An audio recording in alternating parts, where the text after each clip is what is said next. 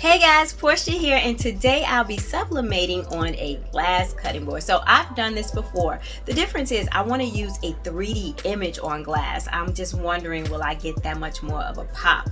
I recently sublimated a 3D image on a skinny tumbler. I really love the way this one came out. The colors almost look as if they are glowing. Like, that's kind of dope. But I do wonder if I select a different color palette, would the image just pop that much more and really look like the illusion of 3D? So like I said, we're going to try it on glass. Let's go ahead and get started. All right, here's our image. Definitely not as busy as the one I selected last time, although like I say, I really love it. But we are going to see if our 3D effect is going to pop better with this image. So I'm going to set this aside. Here's our cutting board. We got the texture side, the side that we would actually cut on or even use it to sit things on, and we have the sublimation side. So I am going to just go ahead and kind of wipe this down a little bit, make sure it is free of any debris. And the first thing that I want to put down is my blowout paper. And with our image here, I did not mirror.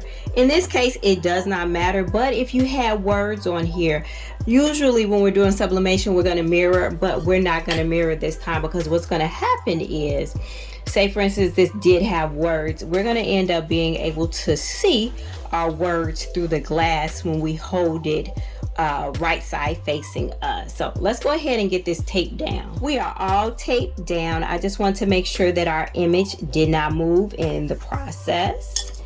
And I am going to place it face down on our parchment paper. And on top of that, I am going to place a Teflon sheet.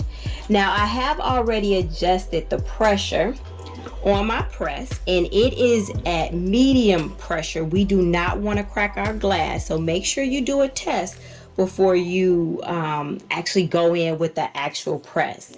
I'm going to press at 385 degrees for about 3.5 minutes.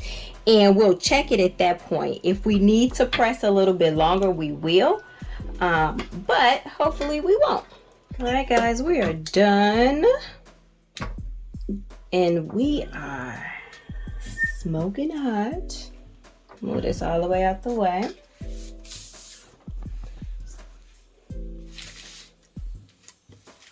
All right, y'all. Woo! Gorgeous. Oh my gosh, y'all, this is so pretty. All right, let's go ahead and get it off.